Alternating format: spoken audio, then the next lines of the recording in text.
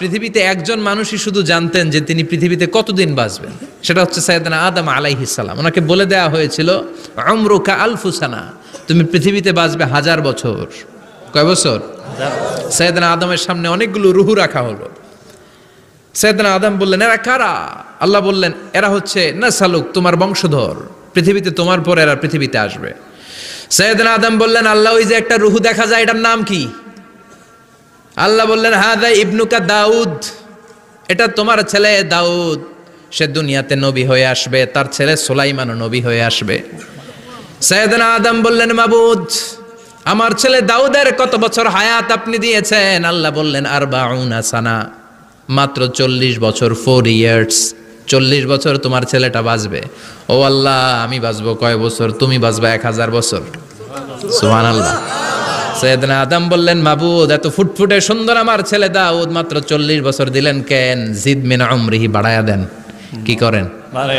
সুপারিশ করতেছে পোলার লাইগা। কে? বাবা।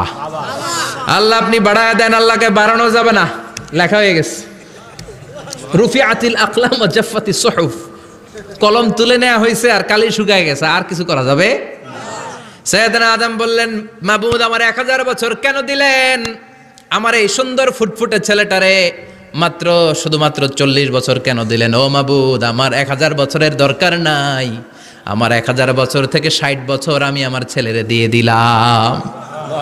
দাউদ আলাইহিস সালাম বাঁচবে 40 বছর, তো বাপ আদম যদি আরো 60 দেয়, 40 আর 60 মিলে কত হয়? 100। ভালো হিসাব বোঝে এরা, 100। আর আদম আলাইহিস সালাম পেয়েছিলেন 1000 বছর, 60 কমে গেলে রইল কত? 940 বছর পৃথিবীতে থাকার পরে মালাকুল মাউত চলে এসেছে। কারণ এটা on time, the death will come on time, it never late, কখনো দেরি হয় না। আল্লাহ বললেন, লিকুল্লি উম্মাতিন আজালুম ফাইযা জাআ আজালুহুম লা ইস্তাখিরুনা সাআতাও ওয়া লা ইস্তাকদিমুন। মৃত্যুর একটা নির্ধারিত সময় আমি বেঁধে দিয়েছি, অন টাইম, অন টাইমেই চলে আসে, 1 সেকেন্ড আগেও আসবে না, 1 সেকেন্ড পরেও আসবে না।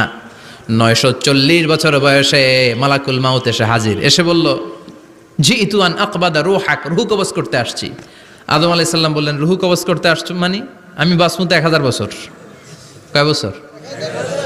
মালাকুল মাউত বললেন, না না, ওই যে আগের কথা স্মরণ করেন, আপনি 60 বছর দিয়ে দিয়েছিলেন। কয় না, আমি দেই নাই, আমি আরো বাঁচুম, আরো 60 বছর পাওনা আছি, আমি দেই নাই। মালাকুল মাউত বললেন, আপনি দিয়েছেন। আদম বলে, দেই নাই। মালাকুল মাউত বলে, আল্লাহ ঘটনা দেখেন, দিয়া কয় দেই নাই। আল্লাহ কয়, থাক, কথা কইস না, আয়া পড়। সুবহানাল্লাহ পড়েন। নাসিয়া আদম ফানাসিয়া বানু, ভুলে গেছেন উনি। আমরা ভুলে যাই, আমরা খেয়ে বলছি খাই নাই, নিছিলাম পকেটে, কয় নেই নাই। এরকম ডাকাইত আছে না নাই? নাসিয়া আদম ফানাসিয়া বানু, বিশ্বনবী বললেন, আদম ভুলেছে তো তার সন্তানরাও ভুলে যায়। জাহাদা আদম ফা জাহাদা যুররিয়াতু, আদম অস্বীকার করেছে, তার সন্তানরাও অস্বীকার করে। সেদিন থেকে আল কিতাব ওয়া শুহুদ, মানে লিখে রাখার সিস্টেম আর সাক্ষীর সিস্টেম চালু হয়েছে। সুবহানাল্লাহ পড়েন। সুবহানাল্লাহ। 940 বছর বয়সে মালাকুল মাউত এসে আদম আলাইহিস সালামের রূহ নিতে পারে নাই। উনি 1000 বছর যখন হয়েছে তখন এসে সাইয়েদনা আদম আলাইহিস সালামের রূহ কবজ করেছে। যেই দিন পৃথিবীর প্রথম মানব, প্রথম নবীর রূহ মালাকুল মাউত দুনিয়া এসে কবজ করেছে, ওই দিনটাও ছিল জুমাবার। সুবহানাল্লাহ, আল্লাহু আকবার। আবার বিশ্বনবী বললেন, লা তাকুমুস সাআহ ইল্লা ফি ইয়াউমিল জুমআহ ইযা যুলজিলাতিল আরদু জিলজালাহা ওয়া আখরাজাতিল আরদু আসকালাহা ইযা রুজ্জাতিল আরদু রাজ্জাও ওয়া বুসাতিল জিবালু বাসসা। কিয়ামতের দিন পৃথিবীটাকে একটা প্রকম্পন দিয়ে কাঁপিয়ে দিবে কে? আল্লাহ। মারাত্মক একটা ঝাঁকুনি দিবে আল্লাহ, পুরো পৃথিবীটা কেঁপে ভেঙে চুরে খান খান হয়ে যাবে। এই ঝাঁকুনি আর আর্থকোয়েক, ভূমিকম্প এর ঘটনাটা যেদিন ঘটবে ওই দিনটাও হচ্ছে জুমার দিন। চিৎকার করে পড়েন সুবহানাল্লাহ।